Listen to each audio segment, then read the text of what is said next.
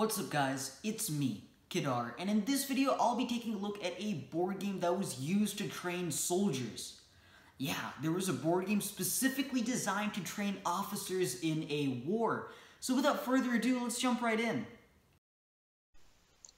Alrighty, Private. You wanted to get some military training? Well, you're gonna get it. This game requires strategic thinking, a calm mind, and mathematical skills. That's right, you ironically need to pay attention in school to play this military game. This game is Kriegsspiel. Kriegsspiel is German for war game. I guess the creator's creativity ran dry after making the game to actually come up with a good name for it. Kriegsspiel uses blocks, like most war games, to represent different troops. There are two teams of players and each team commands a side in the battle. Uh-oh, I'm getting some serious Campaign for North Africa vibes here. But wait, there's more! There's also an umpire in the game. Man, I felt bad for Forever DMs and Dungeons & Dragons, but now I have somebody else to pity even more. Forever Umpires. Now, umpires don't seem like a bad addition to the game at all. I mean, with most war games, they're pretty complicated and rules arguments are bound to happen. And if marriages can be destroyed by Monopoly, they can be destroyed by war games. I'm not joking, there's even a Monopoly helpline now. But the way umpires are handled can get pretty irritating sometimes. You see, every time a player wants to make a move, they have to write it down on a piece of paper, hand the paper over to the umpire, and then the umpire actually follows the instructions on the paper. Man, I really feel bad for the people who have to umpire for doctors. So, Kriegsspiel is a war game.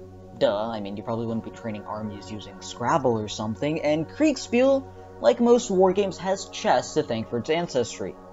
Most of the early war games were developed by Germany, and they were pretty much just chess clones. They were kind of like how EA releases FIFA games today.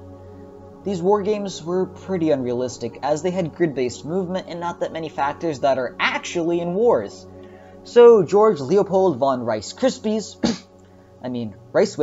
was a rich war game enthusiast who didn't like the military dissing his favorite hobby. So Reiswitz decided to make a game that would show once and for all that war games could be used to train the military. The wargaming noble made a table covered in damp sand, sculpted the sand into a 3D battlefield, and used tiny blocks to represent troop formations. The princes of Prussia heard about the game and asked for a little demo. In 1811, the princes discovered the joys of Reiswitz's war game and recommended it to the king himself, King Wilhelm III. Now, Reiswitz didn't want the king to play with little toys in a little sandbox, so the nobleman created a much more impressive battlefield. In 1812, while America and Britain were beating the crap out of each other in a real war, Reiswitz showed the king his fake war. The game was in a wooden table cabinet combo, and the drawers in the cabinet contained everything needed to play the game, and the gaming surface was huge! It was 6 feet by 6 feet. Hey, it wasn't as hellish as the Campaign for North Africa, mind you, but it was still pretty big. The battlefield was made out of modular tiles, and it had a 1 to 2373 scale. I have no clue where that number came from, but it worked out. The royal family loved the game and played it a lot. However, they were rich and could actually afford a set for the game. The game was mad expensive, and everybody else was too poor to actually get one set, and the game itself was too expensive to manufacture. The game, however, was incomplete as Reiswitz went, I don't want to play with you anymore, and halted production of the game. However, this proto-Kriegsspiel wasn't dead yet. Enter George Heinrich Rudolf Johann von Reiswitz, the son of George Leopold von Reiswitz. Man, it's like the parents just jammed all the names they could find into that poor guy. I'm just going to call him Reiswitz Jr. for my own sanity.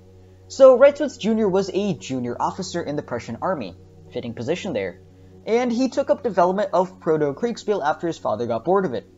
Reiswitz Jr. developed the game with other junior officers, and eventually the prince heard of the game and wanted to relive the experiences of the first Proto-Kriegsspiel. Reiswitz Jr. decided to up the realism of Kriegsspiel and made a 1 to 8,000 scale topographic map. Reiswitz Jr. was the dude who created the rule of putting some poor chap in the position of umpire, but also added a realistic rule set which made it so that enemies could not know certain aspects of their opponent's troops. In 1824, the prince invited Reiswitz Jr. to show the war game to the king, and Kriegsspiel became a training tool for the officer corps.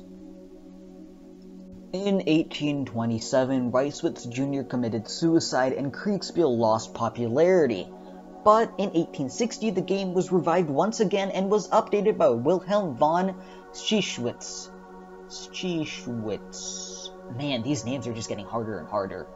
Wilhelm added rules for railroads, telegraphs, and other modern military advancements. In the Austro-Prussian War of 1866 and the Franco-Prussian War of 1870, the German states used Kriegsspiel as a training tool. After Prussia's victory, many other militaries began developing Kriegsspiel and many wargaming clubs were formed. Wargaming rose in popularity, and eventually, thanks to wargaming in general, the biggest board games of the modern era came to be. Role-playing games, trading card games, and miniature wargames have Kriegsspiel to thank for their birth. Even many video games, such as computer RPGs and first-person shooters, have Kriegsspiel as one of their roots. Kriegsspiel is a war game for the enthusiastic hobbyist. Whether it's used as a military training tool or even as a source of entertainment for wargamers and famous people alike, such as Steve Jobs. It's a legacy that lives on today. Kriegsspiel was one of the most influential board games of its time. And that was the history of Kriegsspiel, a game that was used to train the army. Please leave a like on this video and subscribe for more content, as well as comment any other board games you're interested in learning about. If you're interested in checking out a brand new trading card game that combines aspects of both war games and trading card games, check out the Gladiator trading card game. A link to its shop page will be in the description down below.